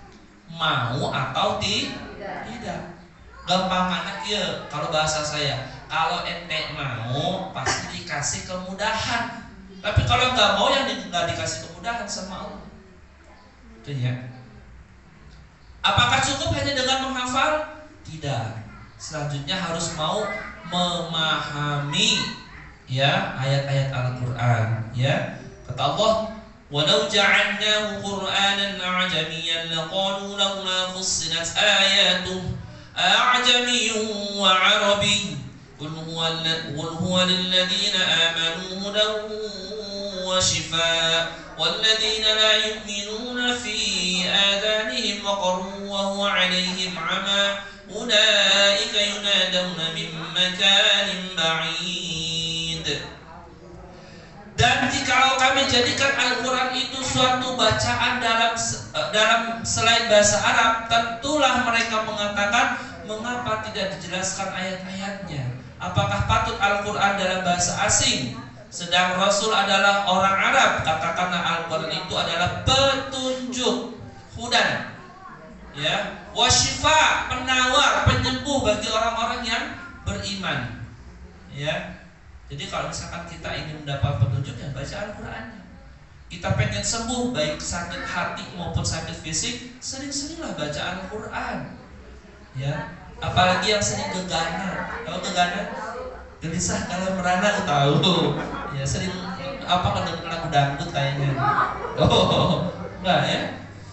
Jadi kalau yang sering gegana, sering baca Quran. Kalau sering gelisah, galau, merana, pertanda dia jauh dari Al-Quran. Kalau yang dekat dengan Al-Quran mah akan dijauhkan dari galau teh ya. Tebukan duit galau ya. Pak Ali mulai ada yang SMS galau ya, padahal mah mau sedekah buat masjid gitu ya. Mulai curigation ya, curiga bawaan ya. Jadi harus memahami. Jadi ketika kita baca Al-Quran itu seolah-olah kita sedang berdialog dengan Allah, seolah-olah kita sedang membaca surat cinta. Saya dulu waktu SMP saya sering dapat surat cinta ya, tapi waktu SMP masih polos gitu, dia tengah arti dah ya. Sampai pas mau ujian teh ada yang nembak saya, "Kamu mau nggak jadi pacar aku?" "Sorry ya, saya mau fokus ke ujian." Gitu. Jadi pas saya dapat surat cinta teh tentunya masya Allah, sudahlah itu amplopnya teh mana bagus gitu. Terus isi apa kertasnya teh udah warna-warni Pak, dicut teh manis sengit. Iya. Ya. Kata orang yang kasmaran mah, baca surat cinta teh gak cukup sekali. Bener Bu? Bener berarti pernah halaman kan? Diliatin, mau tidur, oh kekasihku gitu. Ya. Masih ingat ya teman saya itu kalau pas nulis surat cinta, ya santri padahal di balik penjara suci. Menatap langit-langit yang seolah menatap dirimu. Ya. Nah, jadikan Al-Quran itu seperti kita membaca surat cinta, selalu kangen, ya selalu merasa kehilangan kalau jauh. Ya kenapa? Al-Quran itu surat cinta dari Allah. Ketika kita baca, difahami betul-betul satu-satunya, kata-kata demi katanya itu difahami. Alif Lam Mim, dzalikal kitabu la raiba fihi. Inilah Alkitab yang tidak ada keraguan di dalamnya. Hudal lil muttaqin, petunjuk bagi orang-orang yang bertakwa. Siapa orang yang bertakwa itu? Alladzina yu'minuna bil ghaibi wa yuqimuna sholata wa mimma razaqnahum yunfiqun. Yang disebut orang yang bertakwa itu pertama alladzina yu'minuna bil ghaib, percaya kepada yang ghaib. Apa yang ghaib itu? Surga, neraka, akhirat. Surga, neraka ghaib enggak? Ghaib, karena tidak ada yang pernah lihat. Ada yang pernah lihat? Mau masuk surga? gampang masuk surga mabuk, syaratnya cuma satu, paeh lah, meninggal dulu. Ada yang mau masuk surga sekarang, berarti kudu paeh udah mau telah ya. Karena kita nggak tahu ya kapan Allah menjemput kita, betul ya? Bisa jadi ibu-ibu duluan yang dipanggil sama Allah, saya mau belakangan, atau sebaliknya saya belakangan, ibu-ibu duluan. Ada yang tahu dah, ya, ya surga, neraka, akhirat. Ada yang tahu akhirat kapan? Nggak ada yang tahu. Bahkan Rasulullah sendiri ketika ditanya tentang hari kiamat, beliau menjawab, yang ditanya tidak lebih tahu daripada yang nanya. Artinya Rasulullah sendiri nggak tahu kapan hari kiamat, karena hari kiamat itu gaib. Ya, di sekitar kita ada yang gaib banyak. Ya, ya cicing-cicingnya ujung juga seng gitu. Nah, teh gaib. Ya, ada yang buang gas. Teh gaib. Dan nggak kelihatan. Ya, ayah bau, ayah jirim, gaib. Ya. Angin kita selebar, ya kelihatan nggak ada anginnya, tapi terasa. Itulah gaib. Allah gaib atau bukan? Bagi kita gaib karena kita nggak mampu melihat Allah, walaupun kenyataannya ada. Kenapa? Bukan berarti Allah nggak ada, tapi karena kitanya lemah, terbatas. Ketika kita tidak bisa melihat Allah, bukan berarti Allah nggak ada, tapi mata kitanya yang terbatas. Ya, tidak mampu melihat keagungan Allah. Tapi insya Allah nanti di surga kita diberikan kesempatan untuk melihat zatnya Allah itu kayak gimana. Itu kenikmatan yang tertinggi yang diraih oleh para penduduk surga. Insya Allah mudah-mudahan kita mengalaminya ya. Kita termasuk orang-orang yang layak mendapatkan kesempatan melihat zatnya Allah. Makanya upaya kita di dunia ini adalah melayakkan diri kita untuk bisa melihat Allah. Insya Allah. Ini kita sampai asar ya. Kakak sedih. Sampai asar kan sampai sore. Siap sampai asar? Siap? Yakin? Saya siap. Ya, jadi difahami. Jadi kalau kita paham teh enak. Ya. Yang kedua, wa yuqimunas shalah, menegakkan salat. Wa mimma razaqnahum yunfiqun, dan terhadap sebagian rezeki yang kami anugerahkan mau diinfakkan. Berarti kan tahu. Jadi orang yang bertakwa teh yang percaya sama yang gaib, mau menegakkan sholat, mau menginfakkan rezekinya. Ya, jangan pelit, jangan khawatir kalau kita infak, kita sedekah, harta kita berkurang. Tidak sama sekali. Justru harta kita akan semakin bertambah. Ya.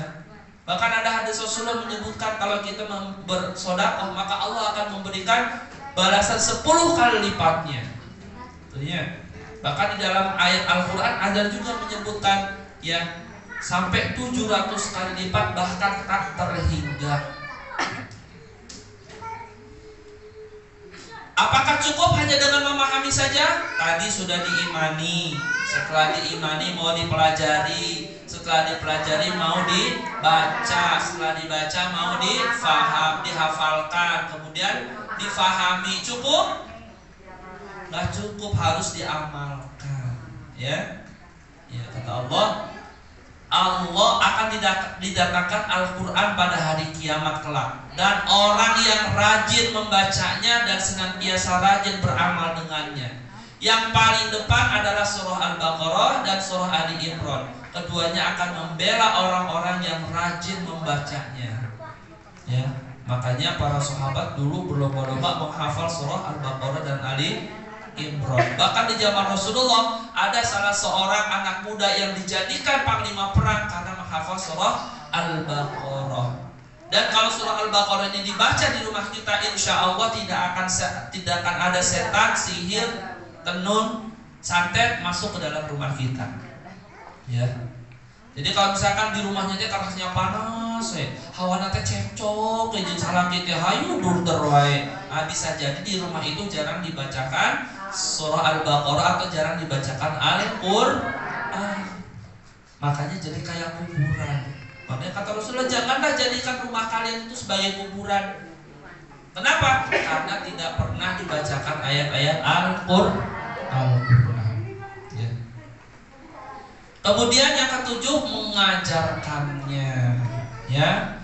Karena tidak cukup hanya dengan mempelajari. Makanya kata Rasulullah kan tadi, khairukum man ta'allamal Qur'ana wa 'allamah. Sebaik-baik kalian itu orang yang mau mempelajari, orang yang mau belajar dan mengajarkan Al-Qur'an. Syukur-syukur kita bisa ya tahap yang ke-8, itu bisa mendakwahkan atau mensyiarkan. Saya alhamdulillah tahadus bin nikmah ya bisa keliling Indonesia itu karena mengajarkan Al-Qur'an. Kalau di kita mah gampang Bu belajar Al-Qur'an, banyak pesantren, banyak majlis ta'lim, banyak asatid, banyak ustazat.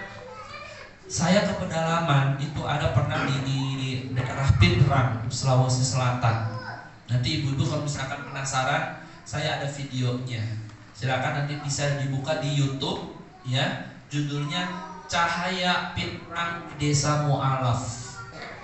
Nah, itu tim Cinta Quran di sana, dari Cinta Quran TV. Ya, ada cahaya Quran di Desa Pinrang. Itu ada perjalanan saya ke Pinrang. Ya, jadi untuk menuju ke Pinrang Bekasi, di sana itu ada Desa Mu'alaf namanya, ya di tengah-tengah hutan, di tengah-tengah pegunungan. Akses ke sana untuk menuju ke tempatku itu sekitar 14 jam perjalanan. Ya. Dari bandara ke lokasinya sekitar 11 jam. Ya, pakai mobilnya nggak bisa pakai Avanza, itu nggak bakal bisa naik. Mesti pakai mobil off-road. Ya. Kenapa? Kanan tebing, kiri jurang. Ngagi celek sakedik ya langsung wassalamualaikum. Iya. Iya, taruhannya nyawa ke sana. Ya, termasuk kemarin ke Riau itu masya Allah, taruhannya nyawa. Ya, saya sampai udah wasiat sama istri, Umi, kalau Abi nggak pulang, ya jaga anak-anak ya. Silakan mau nikah lagi juga nggak apa-apa. Ya nggak apa-apa, itu mah hak istri dah, nggak boleh ngelarang. Ya, saya sampai seperti itu. Saya bilang nanti 10 hari Abi nggak akan bisa menghubungin karena di sana nggak ada sinyal. Ya, walaupun kuotanya banyak, ya tapi gak ada sinyal, nggak bakal bisa. Jadi betul-betul kayak orang hilang sana. Ya, menuju ke sana mesti pakai mobil dan mobil itu cuma sampai berapa? Masih sekitar 4 jam perjalanan. Ya, masih 4 jam perjalanan itu harus pakai motor. Ya, pakai motor. Jangan dibayangin motornya motor-motor ganteng kayak di sini, Nmax, X-Max, ya PCX. Sana itu motornya motor-motor belalang tempur itu, motor rakitan, ya. Karena kita ngebelah hutan, ya, melewatin, ya kalau saya bilang itu bukan jalan, tapi sungai yang kering, ya. Dan ketinggiannya itu masya Allah. Ya. Dan kita harus ngelewatin hutan itu nggak boleh lebih dari maghrib. Kalau sudah maghrib nanti yang lewat udah beda lagi, ya, makhluk yang lain, Pak. Iya betul, karena di sepanjang jalan itu banyak bekas cakaran-cakaran harimau itu.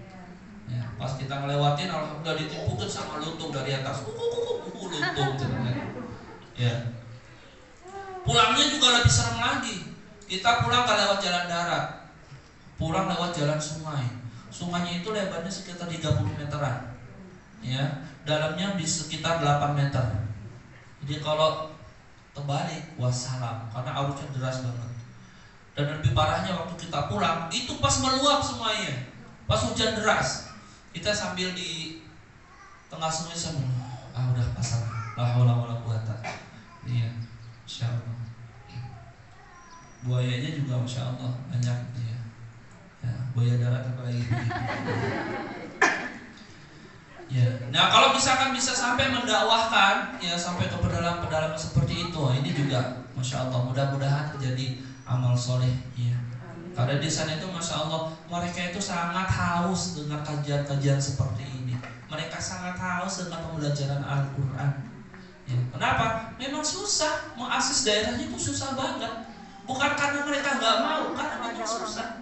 Nggak ada yang mau ke sana. Belum tentu semua orang mau. Gitu.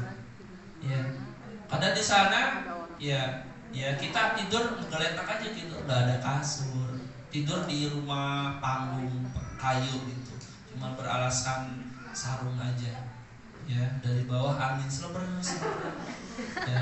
Kalau pas malam di bawah itu suka mikok, banyak babi berkeliaran gitu ya, anjing juga banyak keliaran. Sampai mereka di desa Mu'alaf itu sampai nggak tahu gimana caranya sholat, wudhu aja nggak tahu ya. Pas kita makan kan ya, beres makan itu alat-alat makannya kan ditaruh di pinggir sumur. Pas saya lihat lagi dijilatin sama anjing, nanti kita saya tanya, Pak, ini anjing memang berkeliaran di sini? Oh iya Ustaz, memang nggak boleh Ustaz ya. Itu mereka nggak tahu bahwa air liur anjing itu najis. Itu. Yang lebih lucu lagi pas kita pulang dioleh-olehin madu. Tapi tahu tempat madunya itu tempat bekas bir. Karena nggak tahu hukumnya. Gitu. Orang seperti ini ya memang butuh pembinaan dari kita. Ya, Masya Allah. Ya, makanya alhamdulillah tahadus bin ni'mah, ibu-ibu yang ada di sini ya bisa mengkaji ilmu kapan saja asal mau. Ya. Ya, jadi jangan disia-siakan, jangan nunggu kiamat dulu baru mau belajar nanti ya. Ya kalau udah kiamat nggak bakal bisa belajar ya. Nah, kira-kira kita sudah berada di tahap mana nih? Satu, mengimani seluruh ayatnya sudah, alhamdulillah insyaallah ya. Sudah mempelajari, hari ini sedang dibuktikan. Belajar membaca, insya Allah juga mungkin ada yang sedang belajar membaca, insya Allah. Menghafal, alhamdulillah Al-Fatihah jeung Anas mah hafal. Ya tinggal melengkapin. Ya, memahaminya nanti bulan Ramadan targetkan bukan hanya hatam membacanya, tapi hatam juga baca tafsirnya. Minimal baca terjemahnya. Ada yang nggak pernah baca terjemahnya? Ada yang pernah baca terjemahnya? Ada sampai selesai. Targetkan Ramadan kali ini nanti bukan hanya hatam bacanya, tapi hatam baca terjemahnya, supaya kita tahu Allah teh pengen ngomong apa sih sama kita. Ya. Kemudian mau mengamalkannya, insya Allah ya, masih proses kita, termasuk saya juga belum bisa mengamalkan seluruh isinya ya. Dan mau mengajarkan, insya Allah sini ada Pak Surya, ada Pak Ali, insya Allah mudah-mudahan nanti bisa memfasilitasi ibu-ibu yang ingin belajar. Ada pengajian khusus tahsin Pak di sini Pak? Ada ya, setiap hari Rabu. Oh, setiap hari Rabu ya. Oke, alhamdulillah ya. Dan mau mendakwahkan atau mensyiarkan. Kira-kira kita ada di tahap yang mana? Sudah 8-8-nya kita laksanakan? Mudah-mudahan ya. Kita berharap ke-8 hak Al-Quran ini bisa kita penuhi semuanya.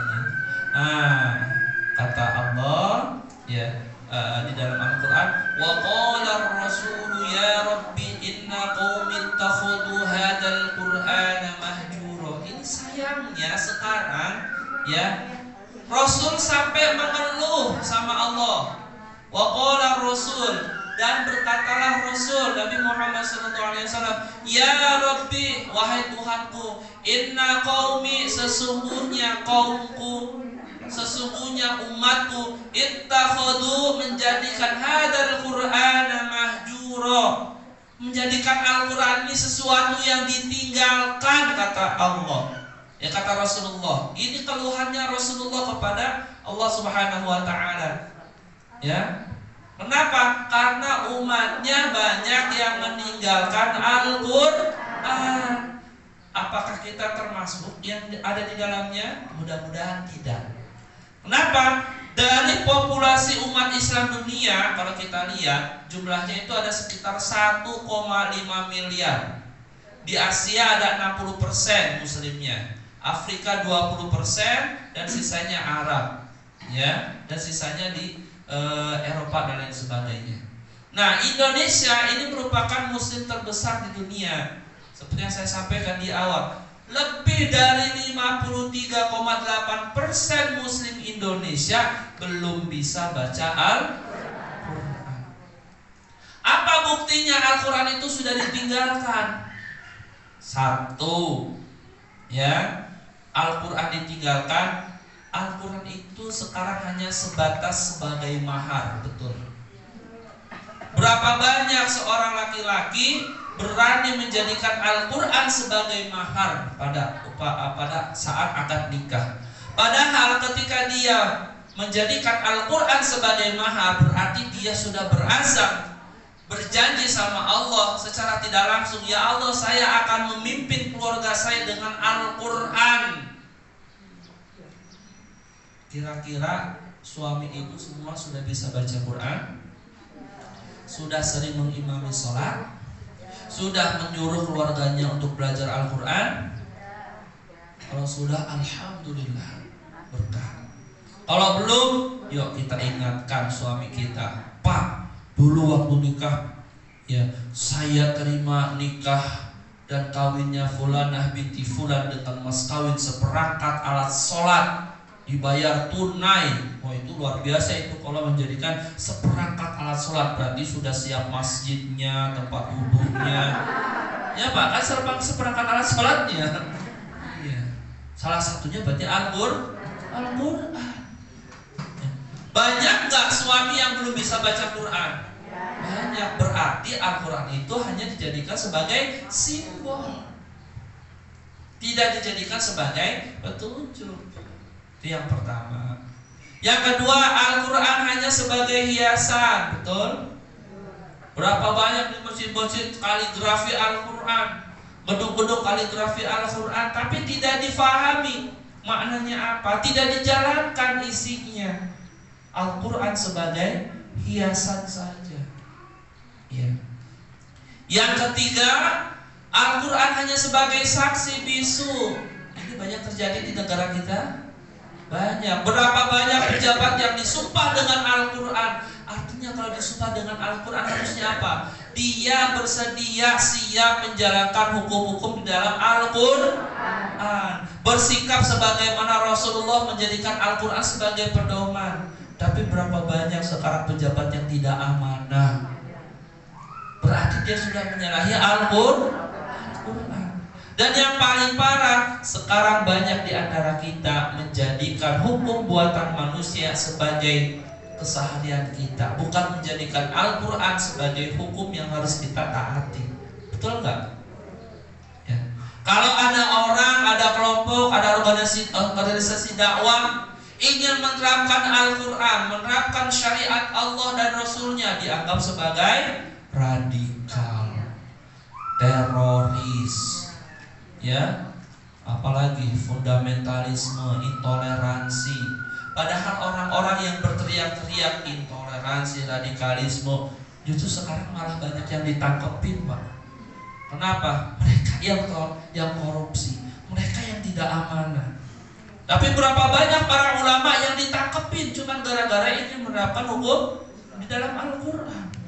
Habib Rizik Syihab, ya, difitnah sana sini, dijeblosin ke penjara. Ustadz Alfian Tanjung yang membongkar tentang PKI, tapi malah dijebloskan ke penjara.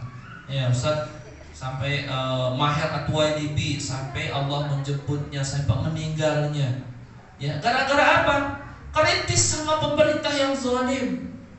Jadi kalau sekarang kalau mau aman, ya, mau aman, ingin disayang sama penguasa, gampang, jilat aja tuh penguasa, ya, insya Allah ya aman. Tapi kalau ulama-ulama, ustadz-ustadz yang lantang terhadap kezaliman, wah, dicekal. Jangan-jangan sini ada intel juga nih. Saya pulang dari sini sejegat, Bapak masuk, nggak masalah. Saya udah bilang sama istri saya, sama keluarga saya, kalau suatu waktu ternyata Abi ceramah, Abi ngisi materi, ya ternyata Abi dijeblosin ke penjara, harus ikhlas ya. Insya Allah Abi di penjara itu bukan karena korupsi, Abi di penjara bukan karena melakukan kejahatan, tapi Abi di penjara karena membela agama Allah. Insya Allah itu tidak memalukan buat kami. Iya. Ini adalah yang menjadi pangkal, ya, menjadi pangkal banyaknya masalah di negara kita, karena kita tidak berhukum pada hukum Allah, berhukumnya pada hukum buatan manusia. Ya. Kalau kita merujuknya kepada Islam, insya Allah Islam sudah membuktikan selama lebih dari 14 abad umat Muslim hidup dalam kesejahteraan. Ya. Misalkan contoh dulu di masa kekhalifahan Salahuddin al-Ayyubi, ya, di masa kekhilafahan Umar bin Abdul Aziz misalkan. Masa kekhilafahan Umar bin Abdul Aziz, orang itu gak ada yang mau menerima zakat. Ketika khalifah memerintahkan prajuritnya untuk membagikan zakat fitrah, itu gak ada satu orang pun yang mau menerima. Kenapa? Mereka merasa cukup, merasa sejahtera. Sampai rombongan pembawa zakat itu balik lagi ke kediaman khalifah, dan bukannya berkurang tapi malah bertambah, saking sejahteranya, ya. Bahkan dulu orang yang hafal Quran, khalifah itu memberikan hadiah berupa emas sebanyak 1 kilogram. Bayangin, setiap penghafal Quran diberikan hadiah 1 kilogram. Ada yang mau di sini? Makanya banyak penghafal Quran. Bagi para penulis diberikan hadiah emas seberat buku yang ditulisnya. Jadi kalau bukunya beratnya 5 kg, dikasih emas 5 kg. Masya Allah. Kesejahteraan di mana-mana, ya, keamanan di mana-mana, ya. Karena apa? Karena Islam yang diterapkan. Berbeda dengan sekarang. Makanya kalau kita ingin sejahtera, kita ingin mendapatkan ridha dari Allah Subhanahu wa taala, maka inilah yang harus kita lakukan. Dulu umat Islam menjadi umat yang terbaik, ya. Solusi dan inspirasinya adalah Al-Quran. Hukum-hukum dari Al-Quran. Semua menerapkan Al-Quran. Beda dengan sekarang. Umat Islam sekarang menjadi umat yang terpuruk dalam semua aspek kehidupan. Kita sekarang silau dengan kemegahan, kemajuan Barat, tapi kita lupa Islam dulu pernah berjaya. Islam dulu pernah di atas. Dan insya Allah suatu hari nanti insya Allah Islam akan bangkit kembali, ya. Dengan perantaraan siapa? Perantaraan ibu-ibu yang akan mendidik anak-anaknya menjadi pemimpin-pemimpin Islam masa depan, insya Allah. Oleh karena itu, kalau kita menerapkan Al-Quran, maka ini adalah berkah dari Al-Quran. Karena Allah, walau anna ahlal qura amanu wattaqaw fatahna alaihim barakatin minas sama' alaihim barakatin minas sama'i wal ardi walakin kadzabu fa akhadnahum bima kanu yaksibun. Jikalau sekiranya penduduk negeri-negeri beriman dan bertakwa, pastilah kami akan melimpahkan kepada mereka berkah dari langit dan bumi. Ini janji Allah. Kalau kita mau menerapkan Al-Quran, kita mau menerapkan hukum Islam, syariatnya Allah dan Rasulnya, Allah akan menggelontorkan, melimpahkan, menurunkan keberkahan baik dari langit maupun dari bumi. Ini adalah janji Allah. Kalau Allah yang berjanji, kira-kira akan mungkir enggak? Kira-kira akan menyelesihi enggak? Akan ingkar enggak? Innallaha la yukhliful mi'ad. Sesungguhnya Allah tidak akan pernah mengingkari janjinya. Nah, bisa jadi banyaknya masalah di negeri ini, BBM sampai naik sampai 13 kali, ya. Listrik naik, semua naik. Yang gak naik cuman yang dari suami gak naik-naik. Ya Pak. Gak dapat apa. Kenapa? Ya suaminya insya Allah komit.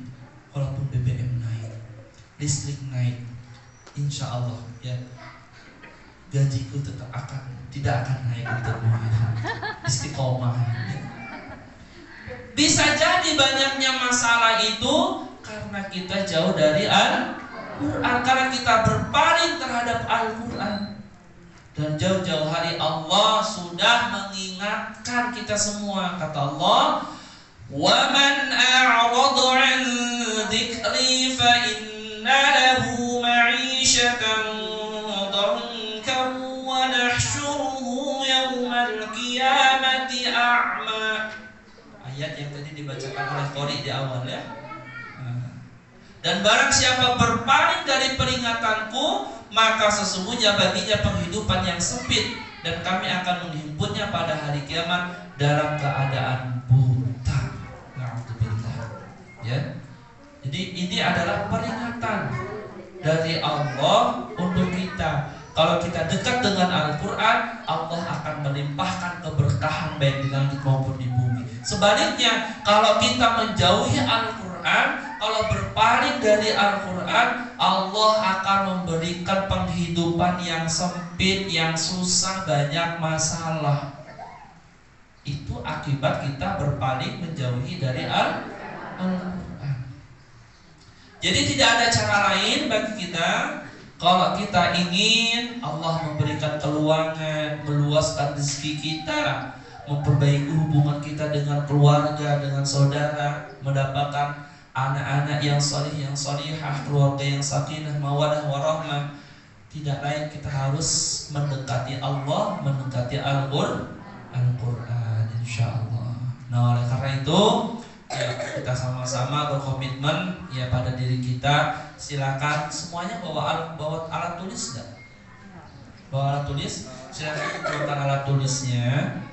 Ya, silakan dikeluarkan alat tulisnya. Coba ibu-ibu sekalian, ya bapak ibu sekalian, bikin tulis di satu lembar kertas komitmen ibu bapak sekalian terhadap Al-Quran. Tulis, ya. Misalkan komitmen saya 1 bulan ke depan saya akan menghafal 10 ayat misalkan, atau 1 surat dari Al-Quran. Tulis, silakan komitmen ibu bapak sekalian. Itu sebagai janji ibu kepada Allah. Gak usah dikasih tahu ke saya, ya. Silakan tulis masing-masing.